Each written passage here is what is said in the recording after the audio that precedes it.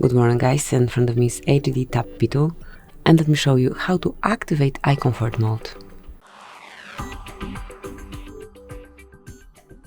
So first of all, enter the settings, then find and select display. Here go a bit lower and under color you will find eye comfort mode. So all you have to do is to mark the indicator, and as you can see it is already applied. Then whenever you want to turn it off, click here again to switch it off. If you will tap on the left side of this tab, you will be able to schedule your eye comfort mode. Just mark schedule and you can either set some custom hours or from sunset to sunrise. Here, by tapping on intensity, let me just activate eye comfort mode. If you will tap here and slide, you will be able to change the intensity of the colors. So that's it. Thank you for watching. Please subscribe our channel and leave the thumbs up.